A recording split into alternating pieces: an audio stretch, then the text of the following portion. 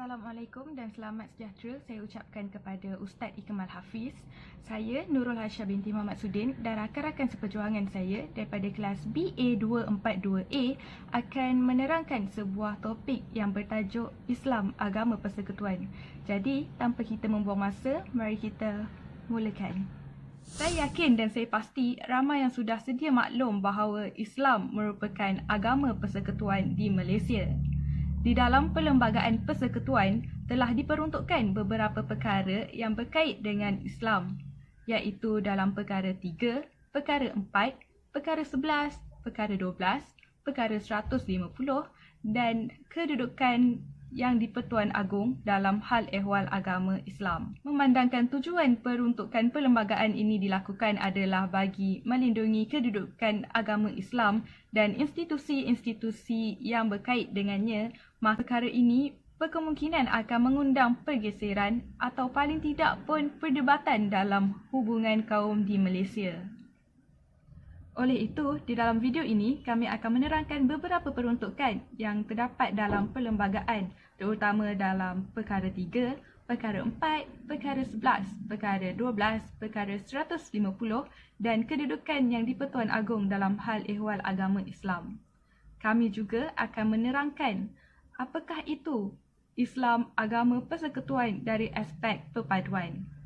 Selain itu, kami juga akan membincangkan beberapa konflik dan masalah yang timbul seperti perdebatan di antara sama ada Malaysia merupakan agama Islam ataupun negara sekular, serta isu mengenai kebebasan beragama di Malaysia dalam kalangan rakyat.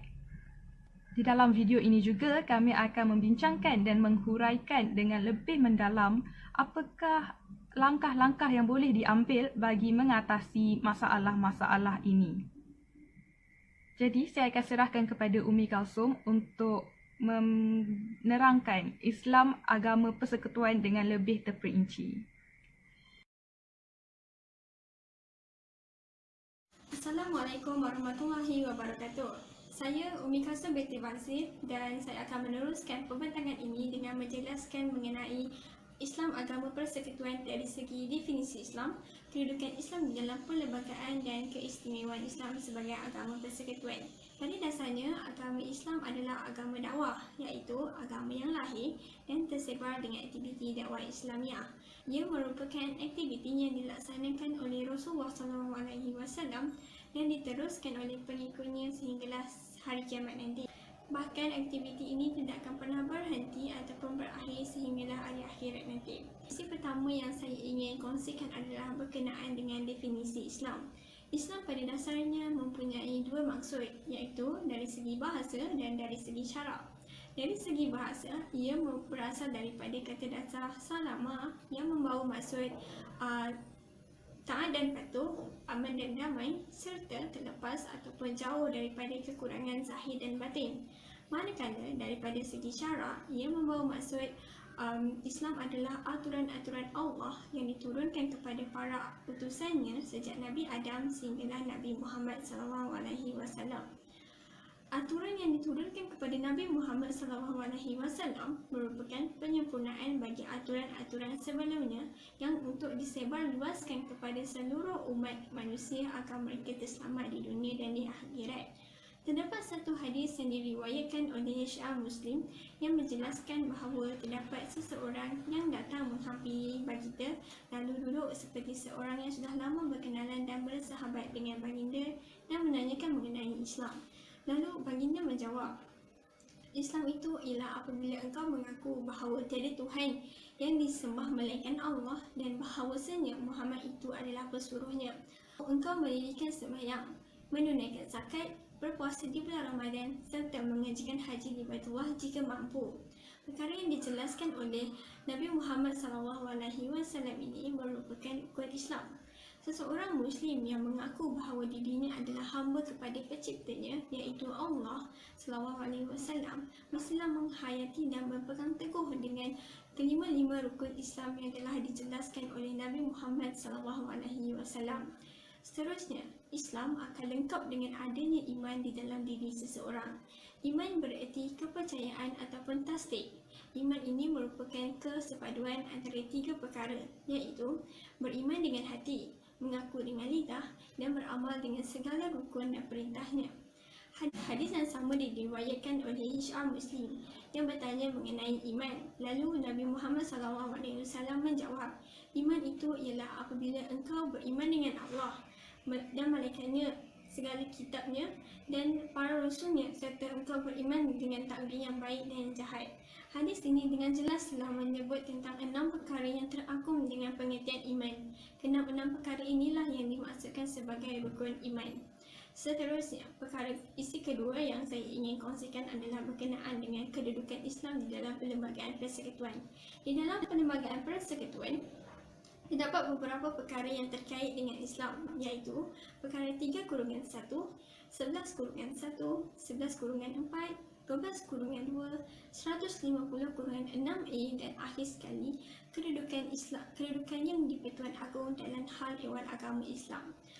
Oleh itu, pertama sekali ialah perkara 3/1. Perkara 3/1 adalah berkenaan dengan pengisytiharaan Islam sebagai agama rasmi bagi persekutuan, tetapi agama-agama lain masih boleh diamalkan dengan aman dan damai. Perkara 11/1 adalah berkenaan dengan setiap orang berhak menganuti dan mengamalkan agamanya dan perkara 11/4 berkenaan dengan undang-undang negeri dan berkenaan dengan wilayah-wilayah persekutuan Kuala Lumpur, Labuan dan Putrajaya. Undang-undang persekutuan ini boleh mengawal dan menyekat pengembangan kepercayaan agama di kalangan orang yang menganuti agama Islam. Perkara 12/2 adalah setiap kumpulan berhak menubuhkan ataupun menyelenggarakan institusi-institusi bagi pendidikan kanak-kanak dalam agama kumpulan itu sendiri. Dan akhir sekali, perkara 150/6A adalah dalam fasa 5, dia tidak boleh memperluaskan kuasa parlimen mengenai apa-apa pun hukuman syarah ataupun adat Melayu ataupun mengenai apa-apa perkara undang-undang dalam adat-adat negeri di Sabah dan Sarawak. Dalam fasa 6 pula, ia tidak menjadikan sah mana-mana peruntukan yang tidak selaras dengan peruntukan perlembagaan ini yang berhubungan dengan apa-apa perkara sedemikian ataupun berhubungan dengan agama, kewarganegaraan ataupun bahasa. Akhir sekali, peranan yang di-Pertuan Agong juga boleh dimasukkan di dalam ruang dalam perlembagaan ini. Walaupun perlembagaan ini tidak menetapkan Yang di-Pertuan Agong sebagai ketua agama bagi seluruh persekutuan, tetapi perlembagaan meletakkan tanggungjawab ke atas baginda supaya menjaga Islam. Ini dinyatakan di dalam sumpah jawatan berkenaan di mana Yang di-Pertuan Agong diberi tanggungjawab oleh perlembagaan untuk memelihara Islam dan berdiri tetap di atas pemerintahan yang adil dan aman di dalam negeri ini. Dan akhir sekali, keistimewaan Islam sebagai agama persekutuan. Ia dapat dirumuskan seperti kebenaran untuk menggunakan wang awam untuk tujuan Islam, kedudukan mahkamah syariah dalam sistem perundangan, pengecualian undang-undang Islam daripada undang-undang darurat, serta penetapan hal ehwal Islam dan sebagai sesuatu yang terletak dalam bidang kuasa negeri.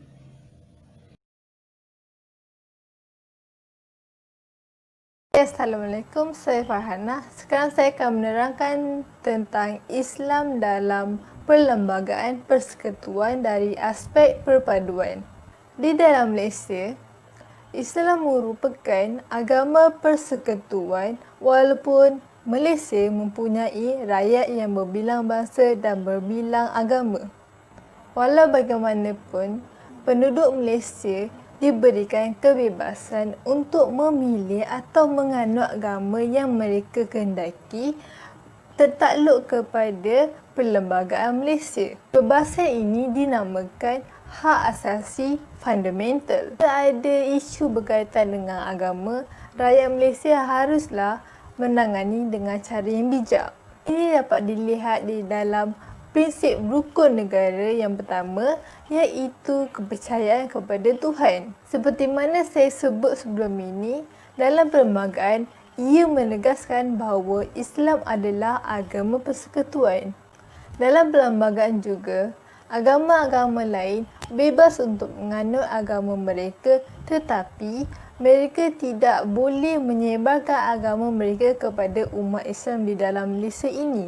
Ini kerana Islam tidak memaksa orang bukan Islam untuk masuk Islam, dan Islam tidak menerima orang yang masuk Islam kerana paksaan. Setiap individu haruslah memahami dan mengetahui dalam menganut atau memilih agama yang mereka kehendaki. Di mana saya sebut sebelum ini, agama merupakan satu institusi yang penting dalam kehidupan rakyat Malaysia. Jika terdapat isu berkaitan agama, rakyat Malaysia haruslah mengambil berat kerana ia akan memberikan impak yang besar dan membahayakan kepada keselamatan negara. Konflik agama boleh tercetus sekiranya berlaku gejala sosial seperti pergaulan bebas, pecah rumah, mencuri, masalah dadah, pergaduhan dan lain-lain jenayah jika tidak dibenteras. Ini adalah berpunca daripada modernisasi dan urbanisasi yang meminggirkan nilai agama dan moral. Selain masalah kekeluargaan dan kelemahan agama, pembangunan masyarakat yang tidak seimbang yang mengutamakan kebendaan dan mengetepikan keharmonian serta akhlak akan meruntuhkan institusi sosial. Ini juga akan meningkatkan gejala sosial seperti penagihan dadah dan alkohol, kehamilan luar nikah, pembuangan bayi dan cara kehidupan songsang. Seperti mana kita tahu, Al-Quran merupakan sumber rujukan utama kepada umat Islam di seluruh dunia, terutamanya umat Islam di dalam Malaysia. Ini dapat dilihat kesempurnaan Al-Quran dalam surah Al-Baqarah yang menyatakan tidak ada sebarang syak pada Al-Quran dan ia menjadi sumber rujukan kepada orang yang bertakwa. Persoalannya, adakah Perlembagaan Persekutuan mengiktiraf kedudukan tinggi Al-Quran? Jika terdapat pihak yang bertujuan untuk menghina agama Islam seperti menamakan nama Allah kepada benda seperti pokok, batu dan sebagainya, umat Islam wajarlah mengambil tindakan. Ini kerana tidak dinafikan ia akan mencetuskan pergaduhan antara umat Islam dan agama yang lain. Jika umat Islam ingin mengambil tindakan kepada agama atau pihak yang bertujuan untuk menghina agama Islam, mereka haruslah mengetahui had tindakan mereka agar tidak keterlaluan dan akan menjejaskan keselamatan negara. Ini kerana Nabi Muhammad telah bersabda kepada tentera Islam ketika berperangan, iaitu jangan kamu membunuh wanita, kanak-kanak, orang tua dan orang buta. Jangan kamu binasakan pokok dan meruntuhkan bangunan, termasuklah tempat kediaman dan rumah beribadat. Kesimpulannya, rakyat Malaysia yang beragama Islam haruslah memelihara tutur kata, beradab serta menghormati agama lain bagi memelihara keharmonian dan kemakmuran antara rakyat Malaysia. Walaupun agama Islam merupakan agama persekutuan di Malaysia. Sekarang kita akan membentangkan perbincangan yang telah dilakukan berdasarkan literatur 1. Berdasarkan literatur 1, kita telah tahu ataupun kita telah diterangkan apa itu agama Islam dan juga Islam agama persekutuan. Berdasarkan daripada literatur 1, kita dapat mengeluarkan beberapa konflik ataupun masalah yang sering diperdebatkan oleh rakyat Malaysia. Masalah-masalah atau perdebatan yang sering diperdebatkan oleh rakyat Malaysia adalah berkaitan tentang Malaysia merupakan negara Islam ataupun negara sekular. Negara Islam merupakan wilayah yang menggunakan hukum hakam Islam dan keamanan wilayah tersebut diperintahkan oleh orang Islam.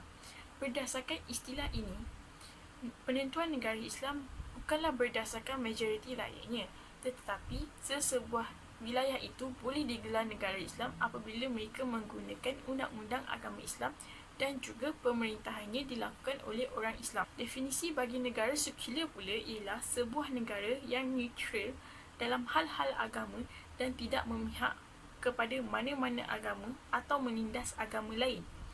Negara yang digelar negara sekular tidak mempunyai agama rasmi kerana mereka menggunakan prinsip sama rata dari segi layanan terhadap rakyat dan juga agama. Negara Malaysia negara sekular. Itulah yang sering dikatakan oleh segelintir masyarakat di negara kita.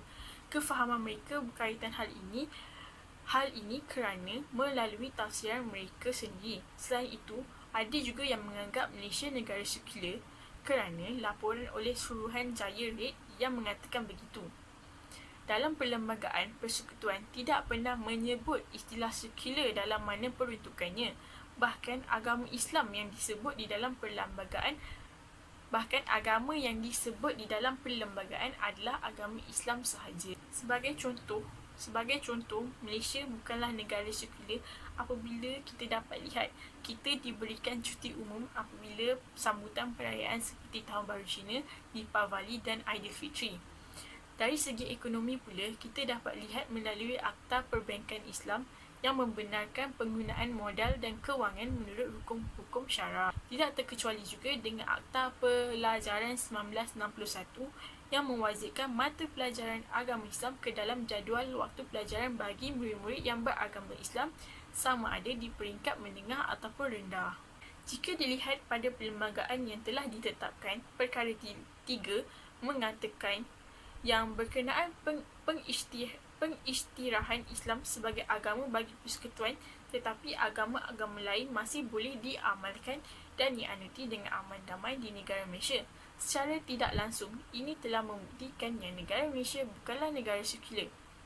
Menurut Abdul Aziz Bari, kedudukan Islam dalam perlembagaan tidak seharusnya dibataskan atau dibahaskan kepada polemik sama ada sebagai cara hidup atau upacara semata-mata atau bersifat sekular atau sebaliknya. Contoh lain yang dilihat pada masa kini yang Malaysia bukanlah negara sekular ialah melalui media kerajaan. Media kerajaan seperti RTM dibenarkan untuk menyiarkan program-program yang berkonsepkan agama. Ini membuktikan yang kedudukan agama Islam dilebihkan dari agama-agama lain yang terdapat di negara kita. Institusi raja juga memainkan peranan dalam menidakkan pendapat segelintir masyarakat yang mengatakan Malaysia ialah negara sekular.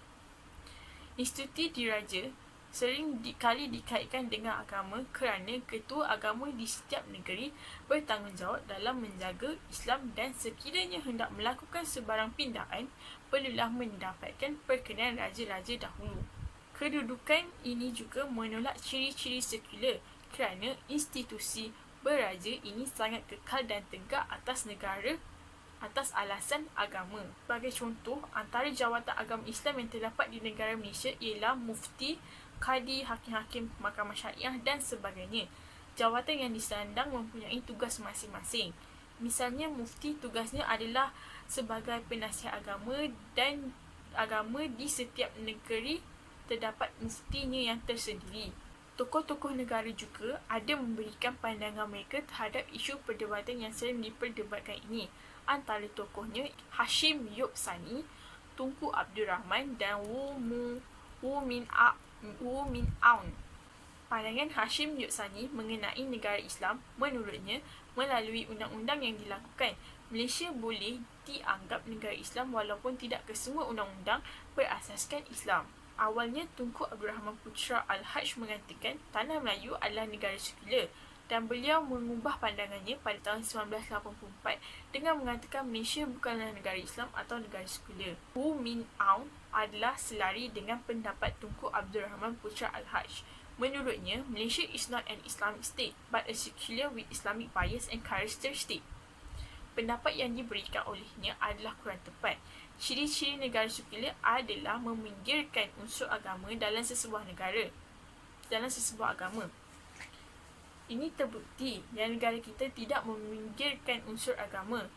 Penulis-penulis seperti Kevin Y. Elton dan Theo Lee juga menjelaskan bahawa negara mempunyai conventional constitution. Hal ini adalah berbeza dengan perlembagaan sekular. Kesimpulannya, hal ini mungkin kelihatan remeh di mata segelintir masyarakat tetapi hal ini amatlah serius. Hal ini kerana membangkitkan kemarahan orang Islam dan juga Mereka seperti mempertikaikan dan mencabar perlembagaan yang telah dilakukan. Sepanjang 50 tahun kita merdeka, masalah ini hangat diperdebatkan. Masalah ini bukan sahaja dapat menggelirukan anak muda di negara kita, malah ianya dapat menggelirukan orang dewasa juga. Berdasarkan perbincangan yang telah dilakukan, kita dapat lihat yang negara Malaysia bukanlah negara Islam maupun negara sekular. Hal ini kerana kedua-duanya telah termaktub dalam Perlembagaan Persekutuan. Walaupun ada ciri-ciri negara sekular dan juga negara Islam, ianya bukanlah jaminan negara Malaysia ialah kedua-duanya. Negara Malaysia ialah negara yang diperintahkan berasaskan teras agama Islam dan bukannya negara Islam ataupun negara sekular. Kewujudan Perlembagaan Persekutuan ini bertujuan untuk membenarkan rakyat di negara ini hidup dengan aman damai tanpa ada rusuhan. Hai, Assalamualaikum warahmatullahi wabarakatuh. Nama saya Siti Khadijah binti Syekh Saleh. Saya akan menerangkan mengenai isu dan perbincangan Islam agama persekutuan dari aspek perpaduan. Konsep kebebasan beragama di Malaysia seharusnya tidak dijadikan pertikaian utama dalam kalangan rakyat negara ini kerana tiada sebarang penindasan yang pernah direkodkan berlaku. Sebaliknya, setiap lapisan masyarakat berjaya dalam suasana yang harmoni dan bertolak ansur. Dalam kegairahan pihak tertentu melakukan tuntutan-tuntutan yang dirasakan layak bagi mereka, terdapat tanggungjawab yang lebih utama perlu diambil perhatian, iaitu kewajipan setiap warga negara untuk saling menghormati hak dan peruntukan yang diperoleh selama ini serta komitmen yang jitu untuk mengekalkan perpaduan yang telah terbina sejak sekian lama. Sifat toleransi yang diterjemahkan daripada prinsip kelima rukun negara, iaitu kesopanan dan kesusilaan, perlu dijadikan asas yang penting dalam konteks hubungan antara penganut agama ini. Perlembagaan persekutuan diwujudkan hasil perundingan serta tolak ansur yang berjaya dibentuk antara kaum utama di Malaysia ketika itu, terutamanya kaum Melayu. Maka persefahaman yang telah terjalin sejak sekian lama ini seharusnya tidak dicemari dengan tuntutan dan pertikaian yang hanya akan mengundang kekacauan dan perasaan tidak puas hati sesama masyarakat Malaysia. Proses Islamisasi yang berlaku di Malaysia dianggap boleh mencabar perlembagaan negara yang memberikan kebebasan beragama kepada rakyatnya. Apabila ini berlaku, secara tidak langsung akan menjejaskan amalan budaya dan cara hidup mereka. Dari sudut perlembagaan negara Malaysia, kebebasan beragama boleh dilihat berdasarkan perkara 3 Klausa 1 yang memperuntukkan Islam sebagai agama persekutuan, tetapi agama-agama lain boleh diamalkan dengan aman dan damai. Meskipun Islam menjadi agama rasmi Malaysia, kerajaan Malaysia tidak boleh memaksa rakyatnya untuk memeluk agama Islam. Ini menunjukkan Malaysia menghormati agama lain dan kebebasan rakyat untuk memilih agama. Ini juga telah jelas dalam ajaran Islam yang menjamin kebebasan beragama atau kebebasan berakidah kepada semua manusia. Perkara ini dijelaskan di dalam Al-Quran Surah Al-Baqarah yang bermaksud tiada paksaan dalam agama Islam. Islam sangat menghargai kebebasan individu. Keimanan seseorang merupakan urusan Allah Subhanahu Wa Taala sebagai pemberi hidayah. Allah hanya memerintahkan manusia untuk menyeru menerusi dakwah tanpa boleh memaksa dengan kekerasan. Dalam lapangan pemikiran, Islam menitik beratkan kebebasan dengan membebaskan akal daripada khayalan dan khurafat. Sejarah membuktikan betapa dasar ini telah dipraktikkan secara amali dengan penuh keadilan dan kemuliaan. Orang-orang yang beragama Kristian yang berada di negara Islam tidak dipaksa memeluk Islam. Di antara langkah-langkah yang boleh diambil untuk tujuan membendung konflik agama di Malaysia adalah dasar awam kerajaan. Konsep integrasi merupakan formula yang sesuai dalam konteks masyarakat di Malaysia. Dasar ini mempunyai elemen yang dipanggil ethnic crew yang merupakan konsep yang melihat perbezaan yang boleh dirapatkan melalui program tertentu. Dalam konteks Malaysia, Jabatan Perpaduan Negara dan Integrasi Nasional JPNIN berperanan merangka dan melaksanakan program tersebut.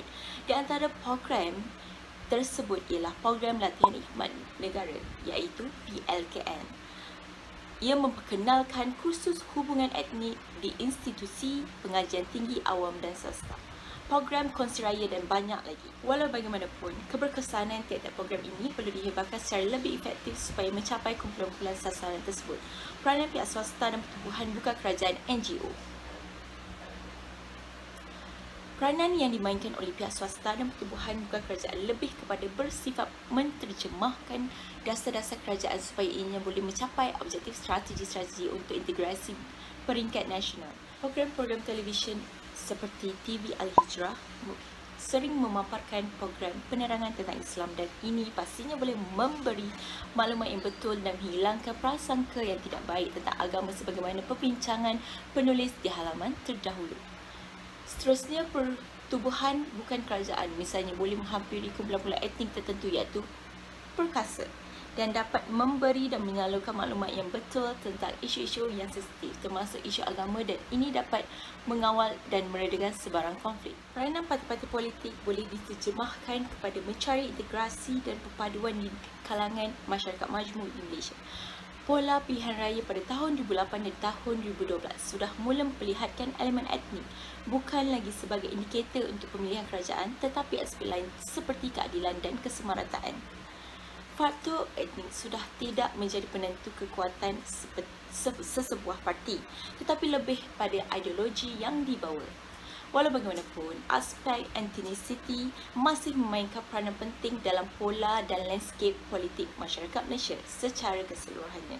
Jika kelestarian parti-parti politik berlandaskan kepada perpaduan, maka ruang kerangka persaingan boleh dibendung untuk tidak mengganggu-gugat sensitiviti lain, terutama yang berkaitan dengan fahaman agama.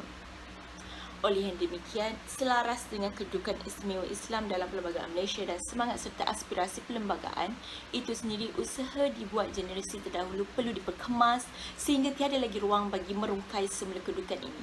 Adalah penting untuk kita mempertahankan kedudukan dan perlembagaan persekutuan kerana ia adalah kontrak sosial yang sudah dipersetujui bersama. Sesungguhnya kedudukan Islam bukanlah sekadar hiasan. Ia perlu diberi peranan dan diletakkan di tempat yang sewajarnya. Usaha menterjemahkan Islam dalam dasar pentadbiran dan pengurusan negara perlu dipertanggungjawabkan kepada semua pihak dan bukannya dipikul oleh kerajaan sahaja. Sekian, terima kasih.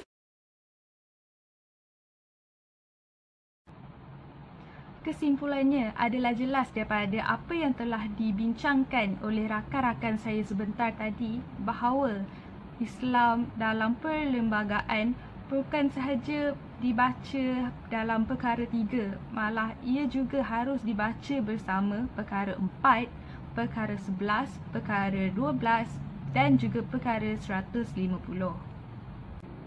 Maka perkara ini perlu difahami oleh setiap lapisan masyarakat, terutamanya generasi muda, agar sentiasa berlapang dada dalam setiap sesuatu isu melibatkan agama Islam dan orang Melayu dalam perlembagaan. Ini seperti mana yang pernah dinyatakan dalam mesyuarat Majlis Raja-Raja ke-215, iaitu Islam dan orang Melayu merupakan asas pembentukan negara Malaysia. Di samping itu, Islam menganjurkan supaya menerima perbezaan agama dan etnik sebagai satu yang lumrah dalam kehidupan. Oleh itu, usaha bersama daripada semua pihak perlu digambling bagi merealisasikan hasrat besar ini. Sebarang kesilapan dan kealpaan dapat memberikan ruang kepada mereka yang jahil dan anti-Islam untuk menggunakan aspek undang-undang dan perlembagaan bagi menidakkan fungsi Islam dalam perlembagaan dan seterusnya meruntuhkan Islam daripada asasnya lagi. Sekian daripada kami. Terima kasih.